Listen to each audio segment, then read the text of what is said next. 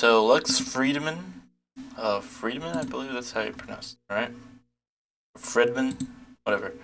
He hosted a debate between Ben Shapiro and Destiny on his YouTube channel, and they talk about a lot of things in this debate, from like education, foreign policy, shit like that. We're probably not going to cover everything, if I'm going to be completely honest. I've seen a lot of this interview already. I mean, not of this interview, of this debate already, and it's not great. It's not a great debate, but we're just going to kind of jump into it and see how this goes. Ben, you're a conservative. Destiny, you're a liberal. Can you each describe what key values underpin your philosophy on politics and maybe life in the context of this left-right political spectrum? You want to go first? Yeah. So I think that we have a huge country full of a lot of people, a lot of individual talents, capabilities. And I think that the goal of government, broadly speaking, should be to try to ensure that everybody's able to achieve as much as possible. So on a liberal level, that usually means some people might need a little bit of a boost when it comes to things like education. They might need a little bit of a boost when it comes to providing certain Does he have necessities notes? like housing or food or clothing. Is Ben Shapiro writing Broadly shit down for speaking, this? I mean, I'm still a liberal, not a Alexis communist or too. socialist. I don't believe in the total command economy, total communist takeover of all of the Oh, he has notes economy. too. I don't But know. I think that broadly speaking, the government should kind of like kick in and help people when they need it. And that government can and should be big. Not necessarily.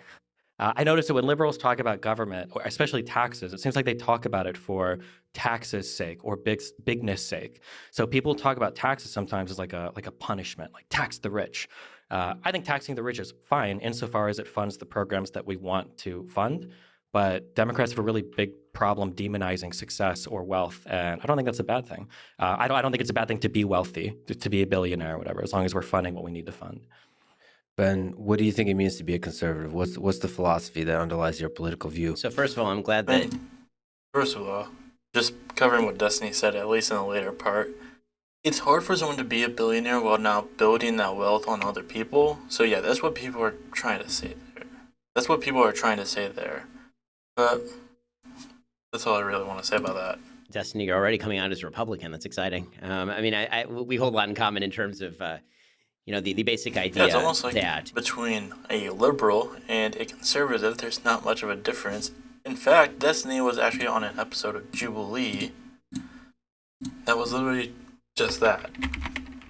Oh yeah, here it is. Liberals and conservatives are more similar than you think, and Destiny is literally right there on the thumbnail.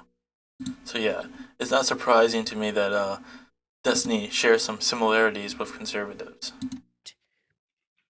people ought to have as much opportunity as possible, and also insofar as the government should do the minimum amount necessary to interfere in people's lives in order to pursue certain functions, particularly at the local level. So a lot of governmental discussions on a pragmatic level end up being discussions about where government ought to be involved, but also at what level government ought to be involved. And I have an incredibly subsidiary view of government. I think that local governments, because you have higher levels of homogeneity and consent, are capable of doing more things. And as you abstract up the chain, it becomes more and more impractical and more divisive to do more things. In my view, government is basically there to preserve certain key liberties.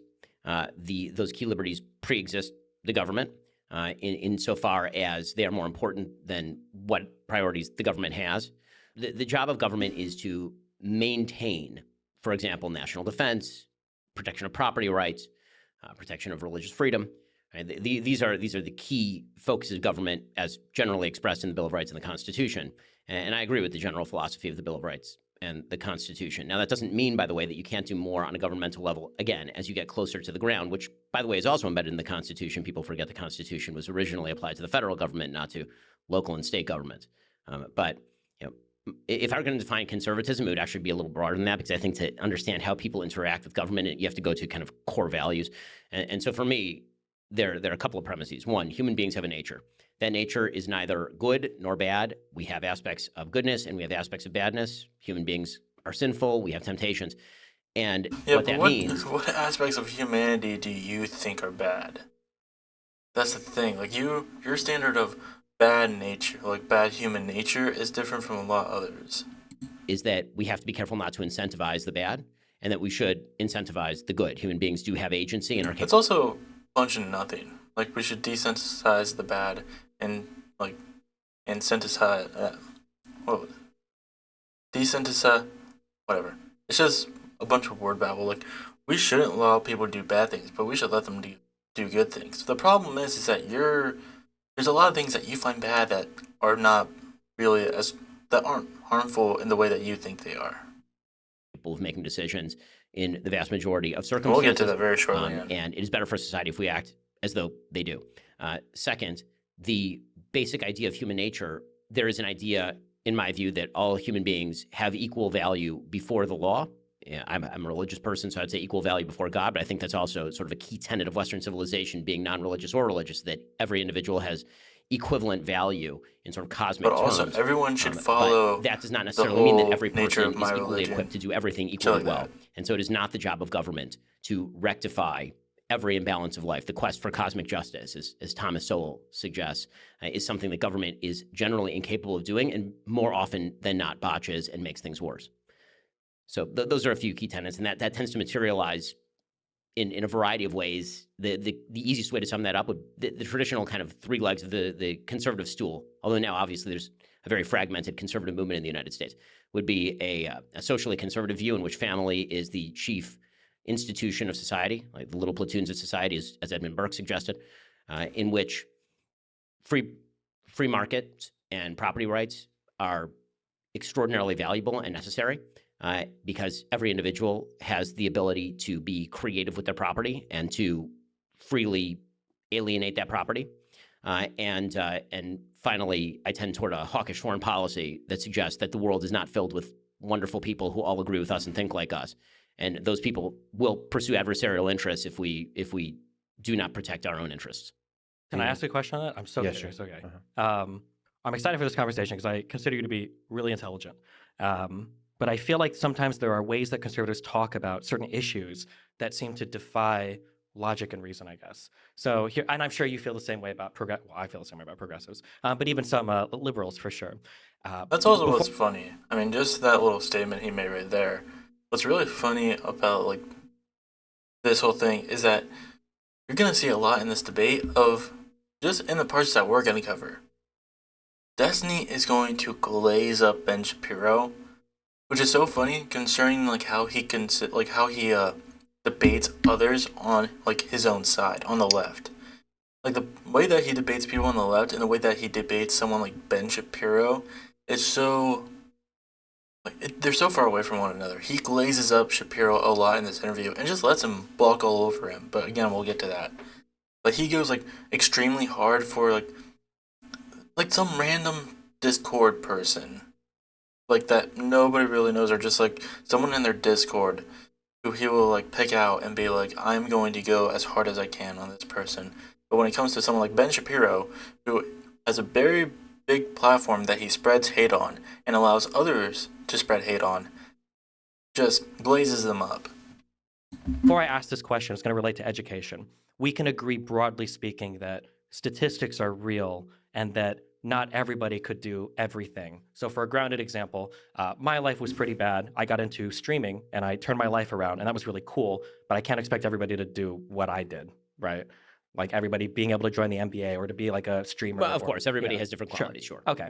So I used to be a lot more libertarian when I was 21. And one of the things that dramatically changed kind of my view on government manipulation of things in in society came when it came time to deal with my son and the school that he went to. And one of the things that I noticed was when it came time to send my son to school, I could either do private education or I could do public. Personally, I did 12 years of Catholic private education. However, the public schools in Nebraska, depending on where you lived, were very, very, very good. And I opted for a certain district. I bought a house there. I moved there. And then my son was able to go to those schools. And he's been going through those schools. And the difference of availability of like technology, like these kids are taking home iPads in like first grade. They've got like huge computer labs and everything. Do you think that there is some type of, I don't want to say injustice or unfairness, because I'm not even looking at it that way, just pragmatically, that there might be children that are in certain schools that if they just had better funding or more access to technologies or things available to them, that those kids would become more productive members of society, that with like a little bit of a help, they could actually achieve more and do better for all of society. So I think that on the list of priorities, when it comes to education, the availability of technology is actually fairly low on the list of priorities. Sure, the Meaning two that things I've heard are food availability and I think air conditioning, I think are the two biggest ones that I hear, but sure. Well, I mean, the biggest thing in terms of education itself, not just the physical facilities that we're talking about, would actually be two-parent family households, Sure. communities that have fathers in them is actually the number one, decisive, according to Roland Fryer and many studies done on this particular topic. And the idea that money alone, that investment of resources is the top priority in schooling is belied by the fact that LAUSD, which is where I went to school when I was younger, they pour an enormous amount of money into LAUSD. We're talking about tens of thousands of dollars very often per student, and it does not result in better schooling outcomes. And so when you say, if we could give every kid an iPad, would you give every kid an iPad? The question is not, if I had a replicator machine from Star Trek, would I give everybody an enormous amount of stuff? Sure, I would. Every resource is finite, every resource is limited, and you have to prioritize what are the outcomes that you seek in terms of the means with which you are seeking them. And so, again, I think that the question is I quibble with the premise of the question, which is that, again, the chief injustice when it comes to education on the list of injustices is lack of availability to technology, or that it's a funding problem. I just don't think that's the case. Sure. What? So it's not a lack of resources. It's a two-family home, which makes no fucking sense at all. It's more like, what is it? Correlation versus causation. A two-family, what? Like, I don't get it. What is he really trying to say here? Like, to me, it just sounds, I don't know. It sounds pretty fucking stupid to be like, no, two-family homes are the reason people, kids don't get a good education. When obviously it would be resources. Like, more money going into schools does, as long as it's going to the right places, should be there to help the kids, get a better education. What, obviously what goes on in your family can impact your schooling, but not the foundation of the schooling itself, not the foundation of the education itself. It just receives some child's outlook, but they're still getting the material to learn better, to get a better education as long as the funding and equipment is there. Nobody is going to succeed in education if we all have fucking just, old school VHSs and TVs that roll in, or computers back from the early 2000s. You should want everything to be caught up. You should want these schools to be funded, and there's a lot of them that aren't properly funded. And because of that, they're not getting the information they properly need. And it's not just with technology too, but with textbooks. There's a lot of schools out there with very old textbooks with not a lot of updated information. So they're not getting the proper education they need to because they don't have the right resources. I don't know why he's attributing this to a two-family household. Probably because he has a fucking weird worldview, and he can't just stay out of people's private lives, which he claims he wants the government to not do. But it's so because he wants government to enforce it, definitely. But he also is just well, I think government should stay out of private lives, but also they should interfere when they do something that I don't like. And I can half agree with you there, but I don't think any amount of change. And also just Destiny just again being and again, this is something you're gonna see a lot through this interview. He just agrees with Ben and then moves forward. He never really pushes back that much, but we'll watch. In the schools will create two-parent households, right? We can't bring it. I totally agree with you. So that's why I think that the fundamental educational problem is not, in fact, a schooling problem. I think that it pre-exists that. Sure. Yeah, it hasn't. Yeah, it's a problem. Again, just saying sure, you idiot. No, push back on this. It has nothing to fucking do with it. What inherently about a two-family, a two-parent household garners better education? It's so dumb to think that this thing that has really nothing to do with the education system itself is a huge, massive part of it. And Destiny is just like, yeah, sure. Yeah, sure. But then I feel like this is kind of the conservative merry-go-round where it's like, what can we do to help with schools? So two of the things that I've seen, I think, that are usually brought up in research is one is air conditioning, that children in hotter environments just don't learn as well. And then the second one is access to food. So like kids that are given like a breakfast or a lunch that's provided at school, like increases educational outcomes. Now I agree that neither of these things might be determinative in like, Yeah, you should want kids to be comfortable. You should want kids to be comfortable in like a facility and where they're supposed to learn. If you don't make it comfortable, they're probably not going to be focused on learning that much, as well as just how discomfort, like how like uncomfortable they are. 20%. Which also, Ben Shapiro just doesn't believe that we should give free lunch to kids, and like if they can't afford it, they should just starve. So that should tell you his entire worldview on this. Of kids were graduating, and now 80% of kids are graduating, or these kids are all going, from with their GEDs into the workforce, and now these kids are all suddenly becoming engineers. But in terms of where we can help, do you think there should be like some minimum threshold or minimum baseline of like, at the very least, every school should have a non-leaky gym, or every school should have, if children can't afford lunch or breakfast, like some sort of food provided, or every school should have these like baseline things? So again, I'm going to quibble with the premise of the question, because I think that when it comes to, for example, food insecurity, school food programs, again, you can always pour money into any program and at the margins create change. I mean, there's no doubt that pouring money onto anything, yeah, which is a good thing, right? You should want that to create change in a marginal way. The question is, how large is the margin and how big is the movement, right? So the delta is what I'm looking at. And so I think that you're starting at a second order question, which is, what if we ignore what I would think are the big primary questions of education, namely family structure, value of education at home, how much you have parents who are capable or willing. Again, what does this actually have to do with the school itself? Or the system of education? Like, you're putting in these like, he's trying to list off these outside factors because he actually doesn't want to talk about the structures of education itself, because his structures of education are really bad. Like, his way of fixing these situations, or how he believes these situations could go out, are not great at all. And he's trying to avoid that and being like, no, let's really get into these people's private lives that don't play as much into their education as I think they are. Like, there is a correlation between them, but there's no causation between them, and he refuses to actually explain that. Like, yeah, a one-family household isn't going to have as much money, and therefore probably isn't going to be able to afford to send their kids to like a better school. But at the same time, But at the same time, we should probably have an education system that isn't crappy, and we should probably focus on the education system where, regardless of what your income is, your kid is getting a good education. Like, it shouldn't matter. Like, just because you are poor does not mean your son or daughter or child should be sent to a school that is going to give them a poor education. It is not a causation, it's a correlation. Ben refuses to acknowledge that. Instead, he just doesn't want to even talk about this stuff, honestly.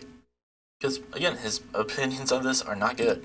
To help with homework? What are the incentive structures we can set up for a society that actually facilitate that? How local communities take ownership of their schools is a big one, right? All of these issues we're ignoring in favor of, say, air conditioning or lunch programs. And so, why are we worried about making sure these kids have a comfortable environment and that they're fed? We should really worry about two-family homes. We should really be forcing these people into relationships. In a vacuum, if you say air conditioning and lunch programs, sounds great in a vacuum. In terms of prioritization of values. Yeah, because it's an obvious good thing. It's obviously a good thing, Ben. Why are you making it sound like a bad thing, Ben? Why are you such an idiot, Ben? Sure. Are those the things that I think are going to move the needle in a major way in terms of public policy? I do not. And in fact, I think that many of them end up being disproportionate wastes of money. I mean, I've talked before. Yeah, feeding children is a waste of money, guys. Feeding children and making sure they don't have to worry about paying for it, that's a waste of money. About the fact that an enormous amount of school lunch programs are thrown out. Like, an enormous amount of that food ends up in the garbage can. Is there a better way to do that? If there is a better way to do it, then I'm perfectly willing to hear about that better way to do it. But it seems to me that one of the big flaws in the way that many people of the left approach government is, what if we hit every gnat with a hammer? And my question is, what if the gnat isn't even the problem? What if there is a much bigger... Okay, here, because I remember him saying something about that, the gnat with a hammer thing. And here's my opinion on that. Well, just because there might be a bigger substructure problem doesn't mean that the gnats are just going to go away. You still have to deal with the gnats. Like, if you just don't deal with the gnats and try to deal with it some other way, you're still gonna get infested with gnats. You still gotta deal with the gnats, or else you're just gonna be, your entire place is just gonna be infested. substructure problem that needs to be solved in order to, if you're shifting deck chairs on the Titanic, sure, you can make the Titanic slightly more balanced because the deck chairs are slightly better oriented. But the real question is the water that's gaping into the Titanic, right? Yeah, and I agree with you 100%. But again, I feel like we're on the conservative merry-go-round then of never wanting to address as many. You're not gonna be in that. What that metaphor, that situation is dumb, because the thing about the Titanic is that it's not like someone could have just gone in there and automatically fixed it. That's the thing. Like, what is just like, oh, we're not gonna better our situation for the meantime, despite the fact that we know this thing is coming that's definitely going to like kill us. We're just like, with that situation, it is smarter to work on that, to shift the deck chairs or whatever the fuck you just said, to outset the balance, because like, yeah, you're allowing yourself to prolong your situation, to give yourself more time to actually come up with a better overall situation. Like, that is just so dumb. I can't accurately like try to describe it or explain how dumb it is, because it's just so stupid. Like, it's not like someone could have just gone up there and like filled in the hole that broke in the Titanic. Just like how with the system, it's not like you can just go in there and completely like fix this structural problem that you see. Like, and by the way, he thinks it's two family households. First of all, how do you fix that without just forcing people into relationships? B, it's not the situation you think it is. It's actually the gnat that you think is the problem is actually the situation, and it can be fixed. And it's just so dumb. Like, he's just trying to like divert from the question. I feel like, I don't think. Does he honestly think that two family households are the reason why we have poor education? I don't necessarily believe so. I think he's trying to divert.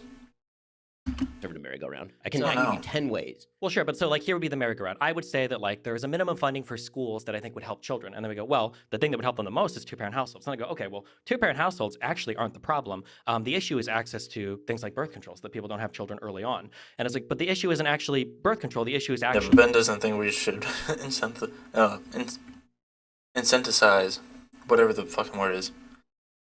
He doesn't think we should even have birth control anyways, doesn't he? I don't think he like supports birth control. you need a certain amount of money to move out early and to get married and then to have a two-parent household. So it's actually like economic opportunity. No. Well, it's not. You know. No, Yes, just it is. two-parent households.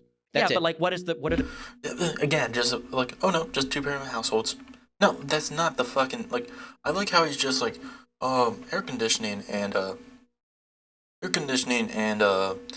lack of technology and like free food. That's not the problems, but two-parent households are.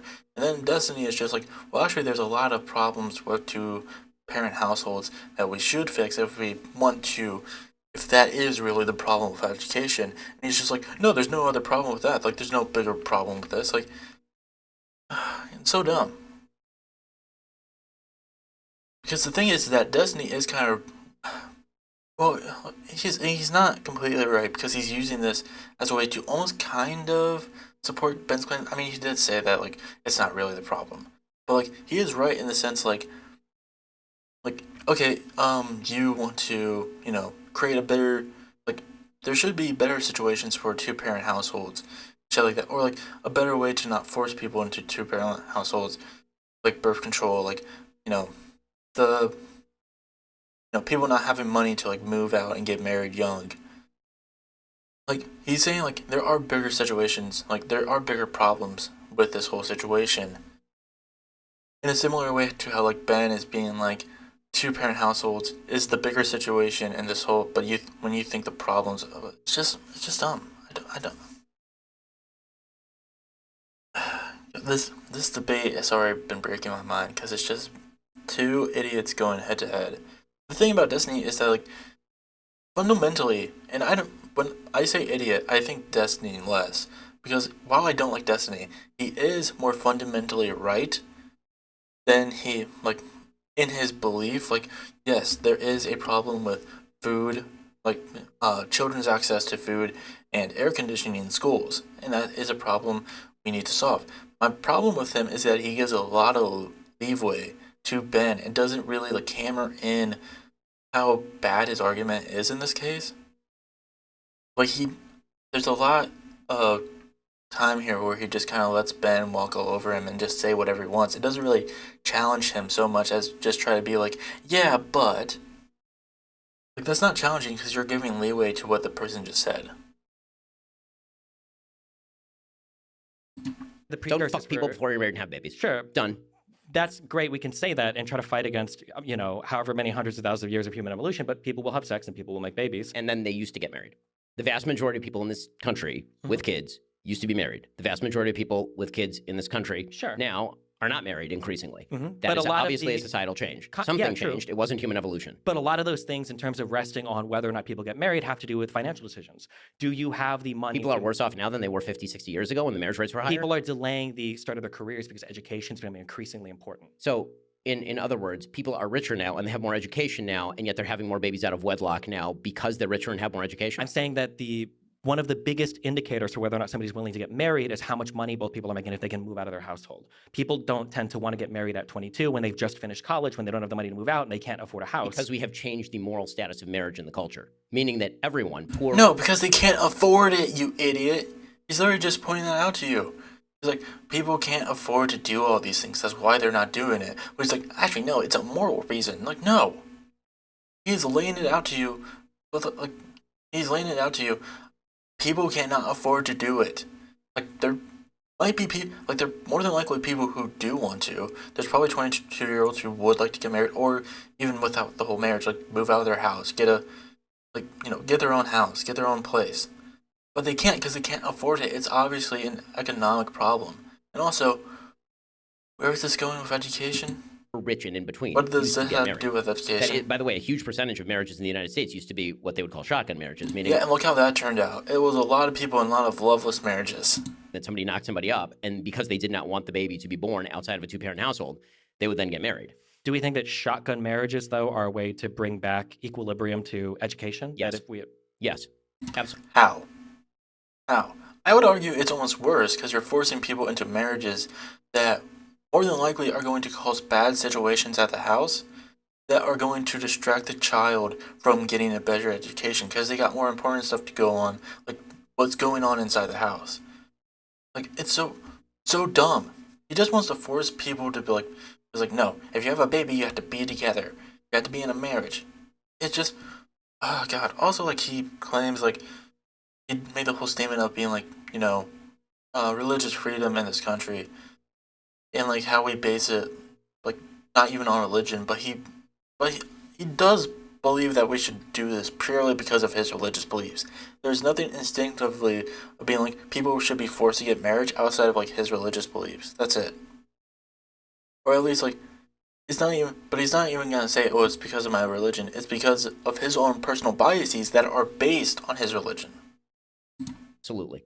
Yes, 100%. Do we a think child that- deserves a mother and a father. Sure, Because that but- is the basis for all of this, including education. do we think that shotgun marriages are, well, let's say this, do we think that that's a reasonable direction that society would ever take? Or is this like, Yes, it was the reasonable direction for nearly all of modern history. was, but Yeah, but we changed. We realized that it wasn't good.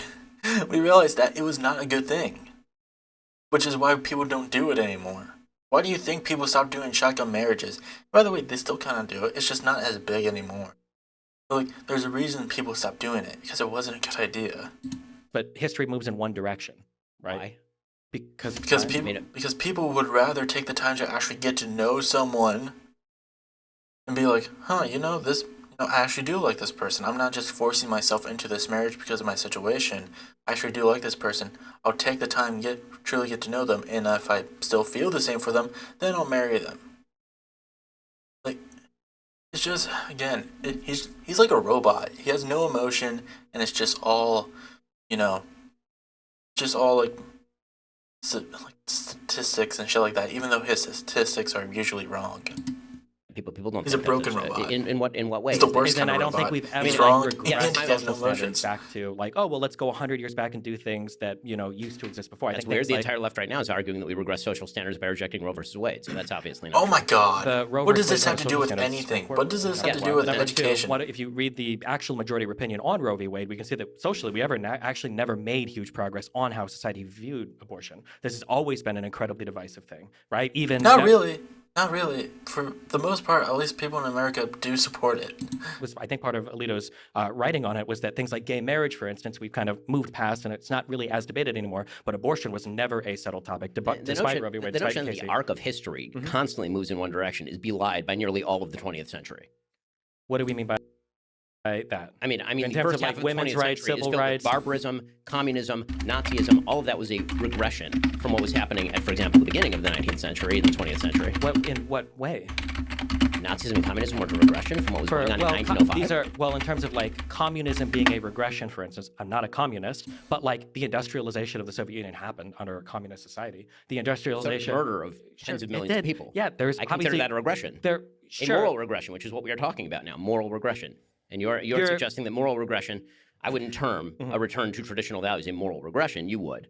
But your suggestion is that history only moves in one direction. And I'm suggesting that history does not only move in one direction, it tends to move actually back and forth. Sure. I don't think that all of history moves in one direction. There are going to be wars. There are going to be times of peace. I think in general, we're more peaceful now than we have been in the past. But I think when we look at the way that people live their lives, I think that A new Gallup survey has found Americans support of legal abortion access has remained strong, in some cases increased since the U.S. Supreme Court ruled to overturn the landmark Roe v. Wade decision that previously protected federal abortion rights.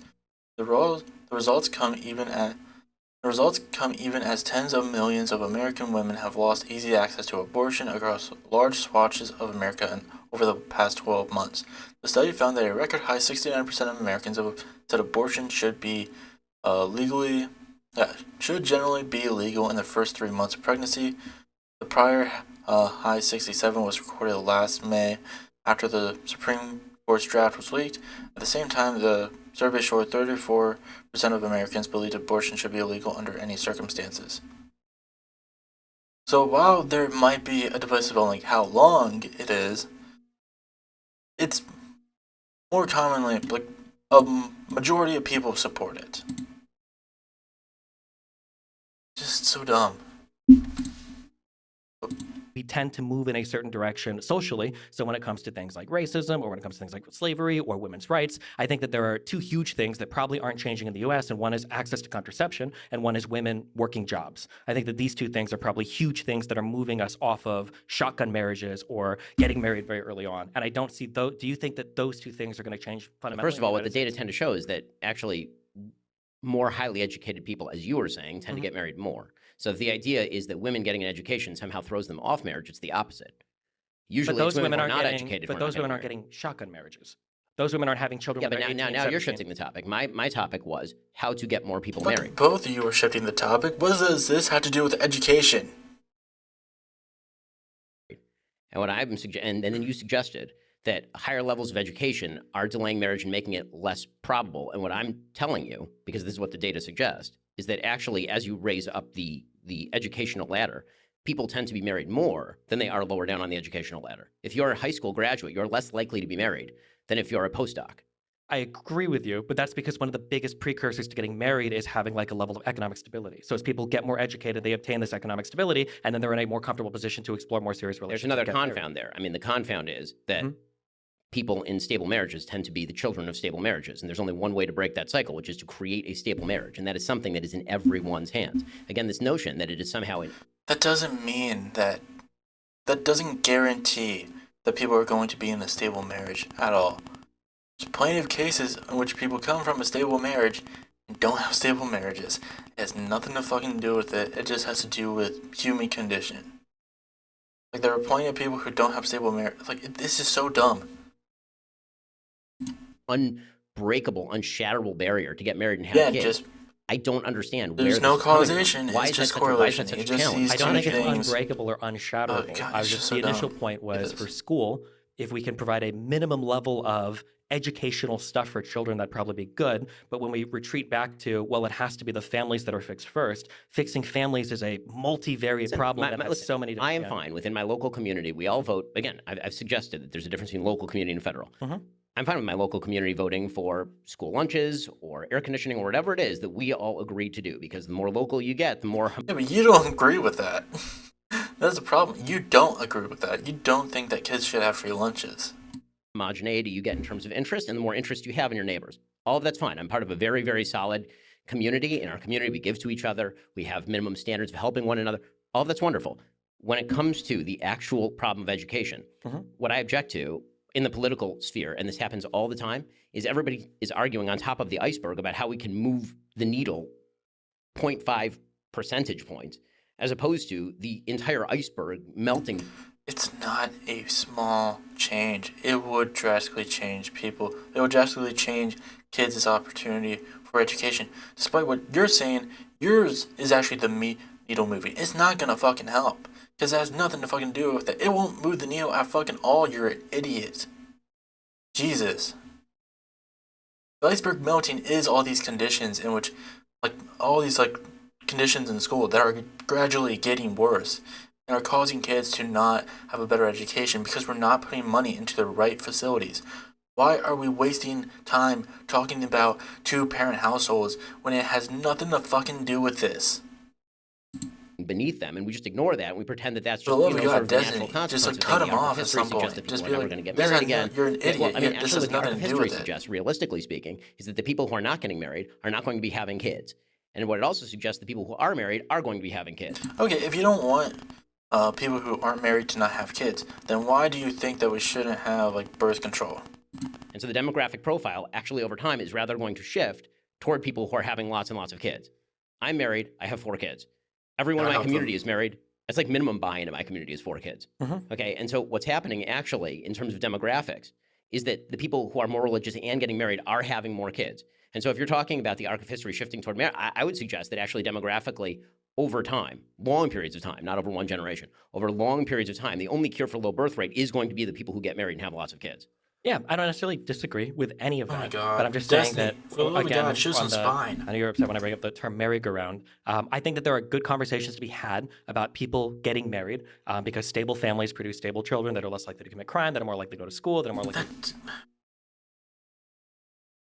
I mean, that's not really the full case. Again, you're just getting leeway to his whole argument. Also, you're not arguing on the sake of education. Productive member of society, et cetera, et cetera. I'm not going to disagree with you on any of that. All of that is true. It's just frustrating that sometimes when you bring up any problem, all of it will circle back to other things that makes it seem like we can't make any progress in any area without, like, fixing In something. what way? I mean, I literally just told you that on the local level, I'm fine for people voting for air Yeah, but so conditioning for instance, on the local level, so for school funding is done, I think, generally per district. So what do you do when you have poor districts that can't afford air conditioner for their schools? Get the money. The idea there would be that presumably if the society, meaning the state, and I generally don't mean the federal state, I mean like the state of California, for example, decides that everybody ought to have air conditioning, people will vote for air conditioning, and that's perfectly legal. And I don't think there's anything morally objectionable about that per se. Cool. I also don't think that that's going Hold on. If you don't, might as well let him finish his whole to thing. heal anything remotely like the central problem. Sure. And So you don't think they should have air conditioning then? Like, no, it definitely will help fix the problem. It will make it a more comfortable environment for them to want to learn in, other than them just kind of dreading it, tuning out, just being focused on their discomfort. Like, obviously, that is a good thing you want these children to focus on. And again, like, why does he feel like he has to over-explain this whole situation of being like, air conditioning is good. It's an inherently good thing. Yes, like, but he's making this all seem like it's a bad thing. Like, even when it's just like, yeah, people will vote for it. He even talks about it almost in the tone of it, like, well, who cares? Like, I don't.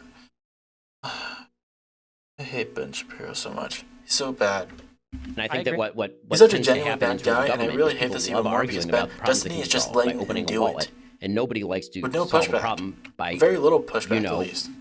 closing their sex life to one person, for example, or having kids within a stable religious community, like the things that actually build society.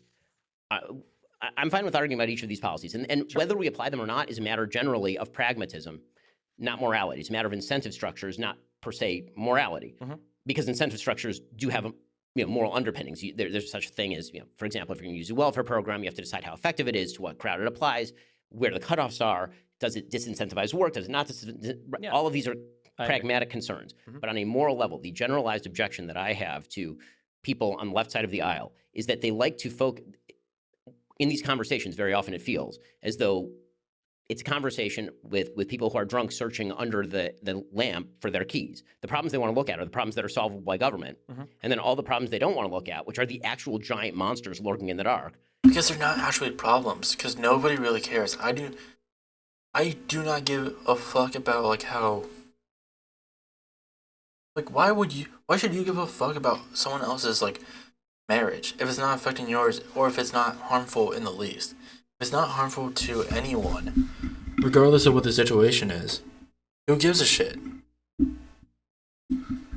But no, he has to be a fucking creep about it. Be like, no, I have to know about these people's marriages.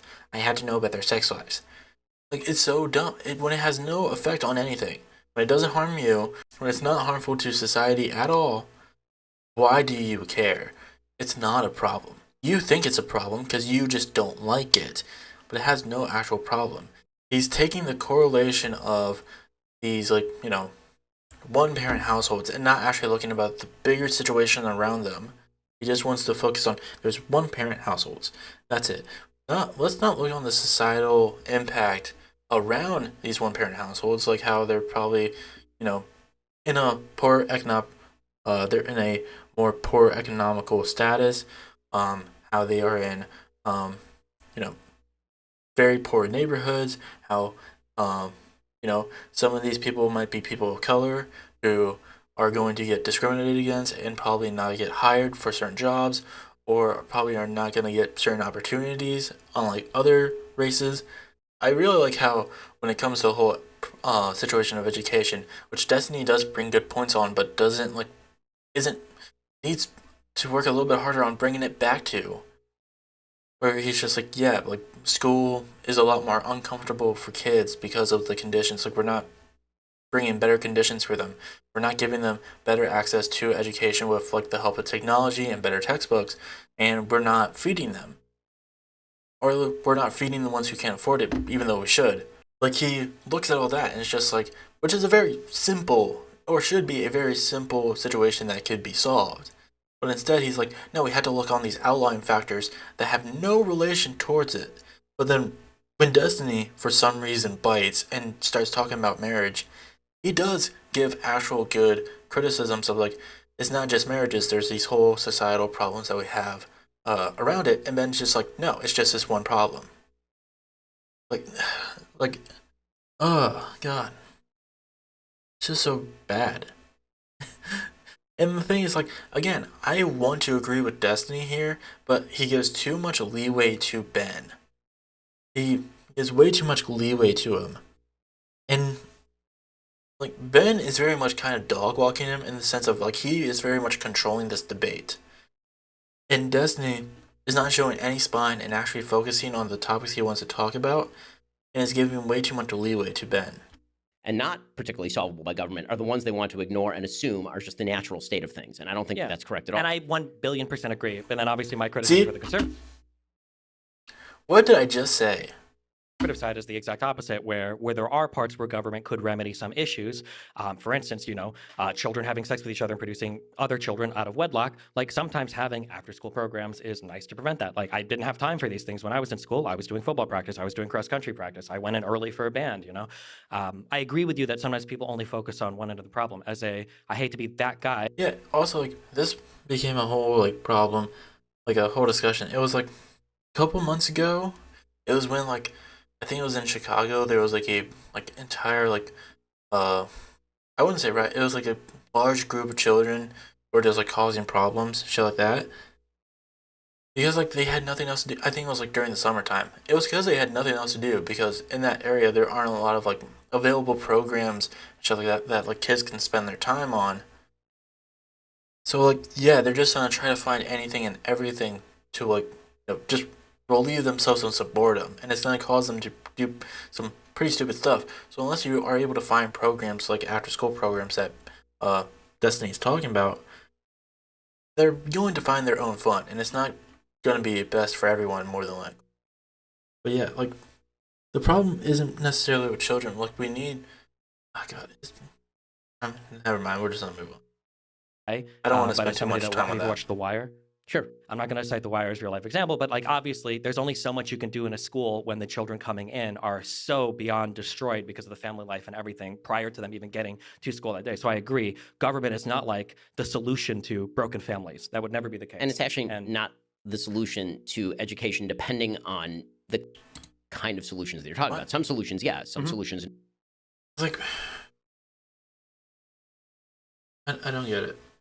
Like, yeah, obviously, a poor situation at home is going to lead to a poor situation at school for a kid. But at the same time, the school should find ways to help remedy that by making life easier for the kid, like air conditioning and free lunch and better access to education with, updated textbooks and new technology.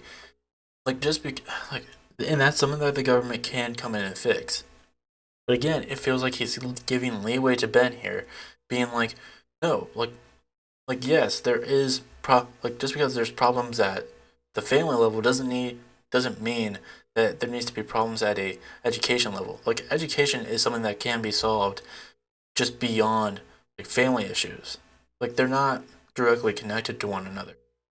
It's just like it's kind of like being like, oh, if you have a poor, like you could do the same analogy for like work and family life. Like if you have a very poor family life, like maybe your marriage isn't going well, it's going to affect your work. But that doesn't mean there's something inherently wrong with your workplace. It just means that you're having some personal issues and it's affecting other aspects of your life that aren't directly connected. Like this shouldn't be a hard concept to think about or, just explain. Like I don't get this. No. Yeah. So the only thing I'm looking at is, as I said earlier, just like these minimum I don't even know threshold if I'm things going where to it's like, where can able to government get make? through Because you this mentioned part. marginal, which I think is a really good way to look at things. There's marginal cost and marginal utility to things where the first $1,000 per student you spend might give you a huge return, Yes. but the extra 20,000 after is again, just I a think these waste are all of money. pragmatic discussions. Sure, of and course. Okay. actually, this is what we used to hash out in legislatures before they turned into platforms for people grandstanding. But yes. Sure. Okay. Yeah. As we descend from the heavens of philosophical discussion of conservatism and liberalism, let's go to the pragmatic muck of politics. So next up is Trump versus Biden. I'm gonna be honest. I'm already kind of done with this. I'm already kind of done with this debate. I don't know if I'm gonna get back into it. This is just really bad. We've already been going for 50 minutes. I honestly don't think I'm gonna be able to do this much longer. Maybe I'll do like a part 2 to this. I highly doubt it. But like, God, we barely got 23 minutes into it, and I got 15 minutes of footage, and I'm just done. This sucks. And like again, I have watched like I'm not just I watched most of this thing. I got at least through probably up until January 6th. But like it's not great. It's for the most part it's just kind of Ben yapping, especially when they get to foreign policy. That's probably something even if I do a part 2, I probably won't necessarily talk about because especially when they start talking about the whole Israel Palestine situation going on right now. Just so you know, Destiny is an Israel supporter. Is a supporter of Israel through and through. Even though he has done research, aka looking at Wikipedia articles, he is very much a supporter of Israel. And there's a lot in that debate that is literally just Destiny and Ben being like, haha, Palestine sucks, Israel's cool. Like, it's just genocidal idiots being like, just high fiving one another. But yeah, we barely got through it and it was already